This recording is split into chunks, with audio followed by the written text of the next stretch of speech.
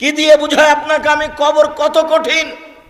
রাসূল সাল্লাল্লাহু আলাইহি ওয়াসাল্লাম বলেন, যখন তাকে কবরে জিজ্ঞাসা করা হবে দ্বীন সম্পর্কে, মুহাম্মদ সাল্লাল্লাহু আলাইহি সাল্লাম সম্পর্কে, ইসলাম সম্পর্কে, সে যদি উত্তর দিতে না পারে, ইয়াজরিবু জারবাতান, এত জোরে তাকে ফেরেশতা মারবেন, ইয়াসিহু সাইহাতান, সে বাপরে মারে করে চিৎকার করবে, ইয়াসমাউ মা বাইনাল মাশরিক ওয়াল মাগরিব ইল্লা সাকালাইন, সারা পৃথিবীর জীবজন্তু, কীটপতঙ্গ, পদার্থ, জড় পদার্থ সব কিছু তার চিৎকার শুনতে পাবে, মানুষ আর জিন শুনতে পাবে না।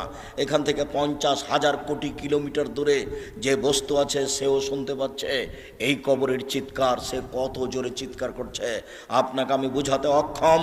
মুহাম্মদ সাল্লাল্লাহু আলাইহি ওয়াসাল্লাম বলেছেন, যে মারে সে চোখে দেখে না, যে মারে সে কানে শোনে না, যে মারে সে ফেরেশতা, তার রং বিভিন্ন ধরনের, কালো নীল, ভিন্ন ধরনের রং, চোখে দেখে না, কানে শোনে না, কোথায় মারছে আর চিৎকার যে করছে ও শুনতে পায় না, যার কারণে তার মারার গতির পরিবর্তন হয় না। মারে যে সে পুলিশ নয়, মারে যে সে মানুষ নয়, সে খায় না, পেশাব করে না, তার সংসার নাই, তার বিবাহ শাদী নেই, তিনি হচ্ছেন ফেরেশতা। প্রথম বাড়িও যেমন, শেষ বাড়িও তেমন, এইভাবে তাকে মারতে থাকবে বিচারের দিন পর্যন্ত। রাসূল সাল্লাল্লাহু আলাইহি সাল্লাম বলেন, যে লাঠি দিয়ে মারা হয়, যে হাতুড় দিয়ে মারা হয়, সেই হাতুড় যদি পাহাড়ের উপরে মারা হয় তাহলে ফায়াসির তোরাব, সেটা পাথর হয়ে যাবে, ধুলা হয়ে যাবে, একবারে খান খান হয়ে। পাহাড়ের উপরে মারা হলে পাহাড় ধুলা হয়ে যাবে। যেই হাতুড় দিয়ে মারা হয়, সেই হাতুড়টা যদি পাহাড়কে মারা হয় তাহলে পাহাড় ধুলা হয়ে যাবে। মুহাম্মদ সাল্লাল্লাহু আলাইহি সাল্লাম এইভাবে বলেন। কি দিয়ে বুঝায় আপনাকে আমি কবর কত কঠিন? এখানে চিৎকার করছে, তার কণ্ঠ, তার শব্দ শুনতে পাচ্ছে 50,000 কোটি কিলোমিটার দূরে। যে মানুষ, যে জীবজন্তু আছে, জিন আর মানুষ ব্যতীত যেই পদার্থ, জড় পদার্থ আছে, সে শুনতে পাচ্ছে কবরের শাস্তি, শুনতে পাচ্ছে গিলাসটা, কবরের শাস্তি শুনতে পাচ্ছে বক্সটা, কবরের শাস্তি শুনতে পাচ্ছে বাল্বটা, কবরের শাস্তি শুনতে পাচ্ছে এই মাইক, সব কিছু শুনতে পাচ্ছে কবরের চিৎকার। কিন্তু মানুষ এবং জিন শুনতে পায় না। শুনতে পাইলে সে বাঁচত না। আপনাকে আমি বুঝাতে পারি কবর কি জিনিস। রাসূল সাল্লাল্লাহু আলাইহি সাল্লাম দিন রাত কবরের শাস্তি থেকে বাঁচতে চাইতেন। যখনই তিনি জানাজায় দাঁড়াতেন, তখন লোকটার জন্য কবরের শাস্তি থেকে আল্লাহর কাছে বাঁচতে চাইছেন, আল্লাহ তুমি তাকে কবরের শাস্তি থেকে বাঁচাও। সম্মানিত দিনী ভাই বোন, বাড়ির পিছন দিকে যে 2 হাত 2.5 হাত গর্ত করে কবর করা হয়েছে, তার নাম কবর নয়। সেটাই যদি কবর হতো তাহলে যাকে বাঘে খেয়ে নিল তার কবর কোথায়? কবরস্থানে 2-2.5 হাত যে কবর করা হয় সেটাই কবর নয়।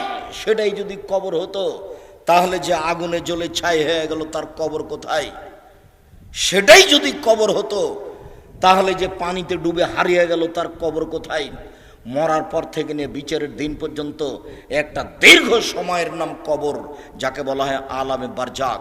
এই দীর্ঘ সময়ের নাম কবর, এটা কোনো জায়গা, কোনো স্থান নয়।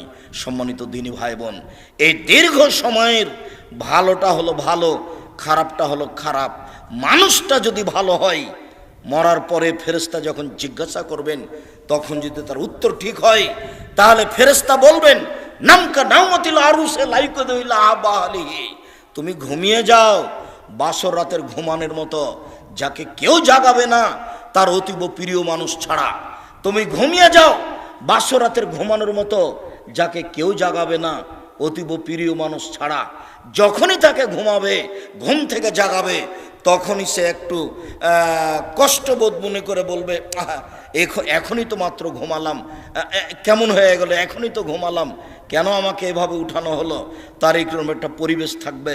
অথচ সে লোকটা কবরে ঘুমিয়ে আছে 4,000 বছর থেকে, 10,000 বছর থেকে। তার মানে ভালো মানুষের কবরে থাকার সময়সীমা হলো বাসর রাতের সমান।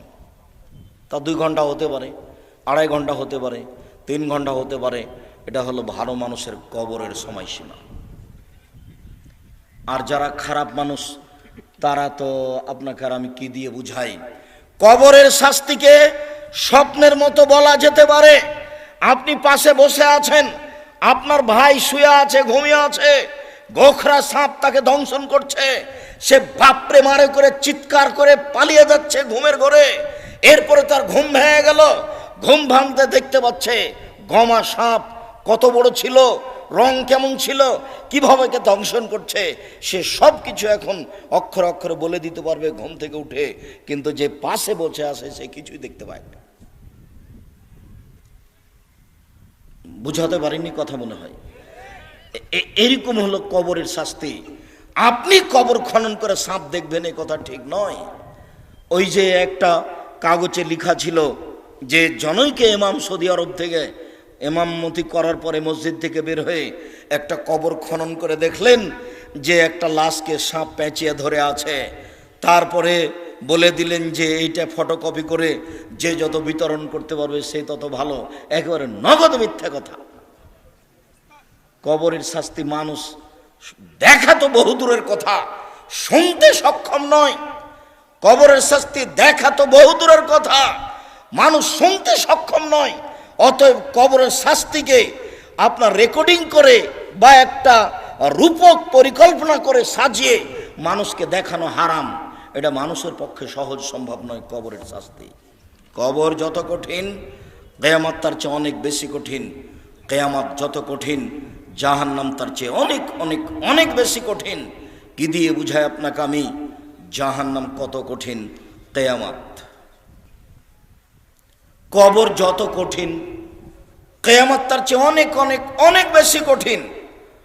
কিয়ামত যত কঠিন জাহান্নাম তার চেয়ে অনেক অনেক অনেক বেশি কঠিন।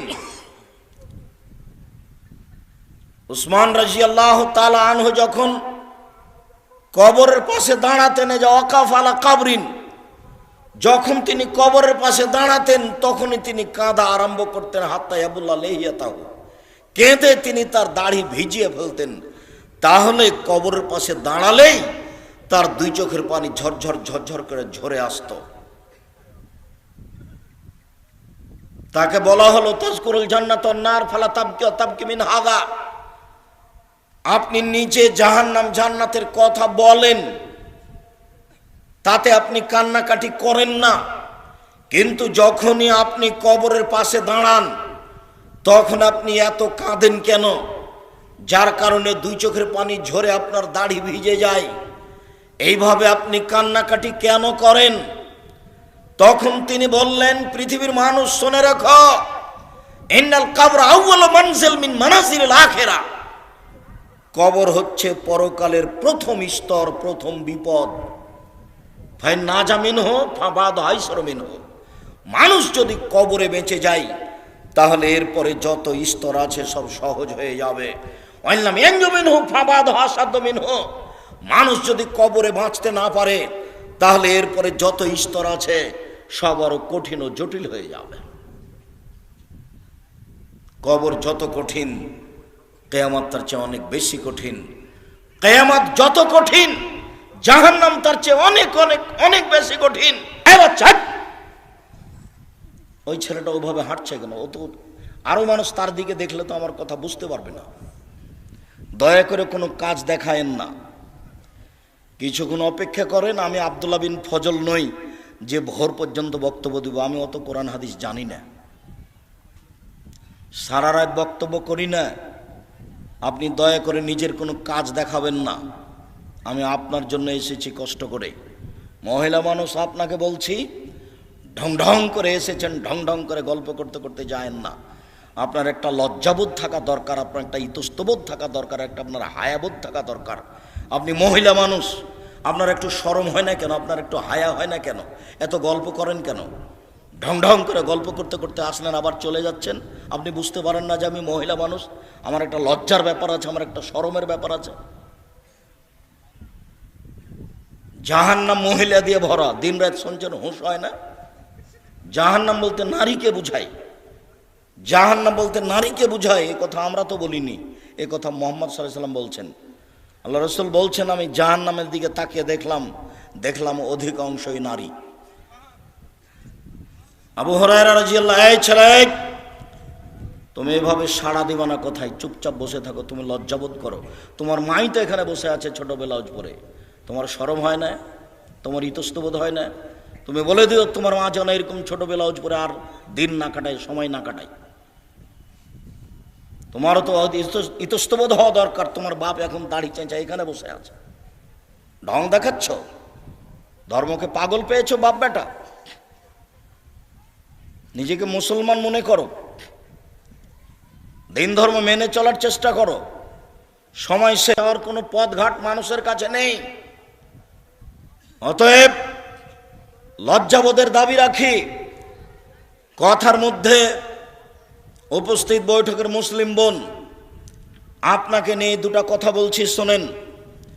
আবু হুরায়রা রাদিয়াল্লাহু তাআলা আনহু বলেন, রাসূল সাল্লাল্লাহু আলাইহি সাল্লাম বলেছেন, সিনফান মিন আহলিন নার লামারাহুমা, দুই শ্রেণীর মানুষ জাহান্নামে যাবে আমি তাদের দেখিনি। দুই শ্রেণীর মানুষ জাহান্নামে যাবে আমি তাদের দেখিনি। কওমুন মাহুম সায়াতুন, এক শ্রেণীর মানুষ তাদের হাতে থাকবে লাঠি, কাদনাবিল বাকার, গাভীর লেজের মতো, একদিক মোটা একদিক চিকন, তাদের হাতে লাঠি থাকবে। ইয়াদরবু বিহান নাস, তা দিয়ে তারা মানুষকে মারবে। প্রশাসনের হাতে এরকম লাঠি থাকে, যারা কলেজ বিশ্ববিদ্যালয়ে পড়ে ধর্মের শিক্ষার নামে ঢং করে বেড়ায় তাদের হাতে এরকম লাঠি থাকে। যারা দলীয় দাপট দেখায়, দাঙ্গাবাজি করে, ক্ষমতা দেখায়, জোর করে জমি দখল করে, জোর করে এলাকা দখল করে, মানুষের মান সম্মানের হানি করে, মানুষকে জোর করে অপমান করে জেল হাজতে দেয়, এদের হাতে এরকম লাঠি থাকে। এরা যেন মনে করে জাহান্নাম আমার জন্য অপেক্ষা করছে। জুলুম করে, দাঙ্গাবাজি করে, ক্ষমতা দেখিয়ে, দাপট দেখিয়ে বেশি দিন টিকা যায় না।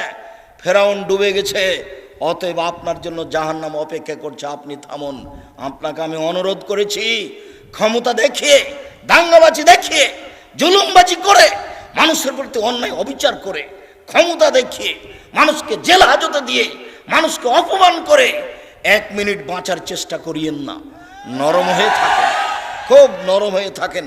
মাটির মানুষ, মাটির মতো হয়ে থাকেন, ফলাফল ভালো হবে। সময় অল্প। কালকে ছিল 40 বছর, আজকে দেখছেন 60। কালকে ছিল 60 বছর, আজকে দেখলেন 80। তার মানে বেশি সময় নেই, অল্প সময়। আদম সন্তানকে, অন্তত মুহাম্মদ সাল্লাল্লাহু আলাইহি সাল্লামের উম্মতকে বেশি সময় দেওয়া হয়নি। অল্প সময় বাঁচতে এসে মানুষের ক্ষতি করে বাঁচার চেষ্টা করিয়েন না, মানুষকে অপমান করে বাঁচার চেষ্টা করিয়েন না, এর ফলাফল ভালো নয়। রাসূল সাল্লাল্লাহু আলাইহি সাল্লাম বলছেন, কেউ যদি কারো মান সম্মানের হানি করে, তাহলে সেই দিন আসার আগেই যেন হাত ধরে সমাধা করে নেয়, যেদিন কোনো টাকা পয়সা থাকবে না। যেহেতু বিচারের মাঠে হাত ধরে ক্ষমাও হবে না, যেহেতু বিচারের মাঠে টাকা পয়সা দিয়ে বাঁচাও যাবে না, সেই দিন তখন নেকি দিয়ে বাঁচতে হবে। আমি একটা লোককে অপমান করেছিলাম, আমি এখন বাঁচব কি দিয়ে? আমার নেকি দিয়ে। আমার নেকি দিতে দিতে যখন শেষ হয়ে যাবে, তখন আমি যাব জাহান্নামে, ও যাবে জান্নাতে। এটা হলো বিচারের মাঠে বিচারের পদ্ধতি।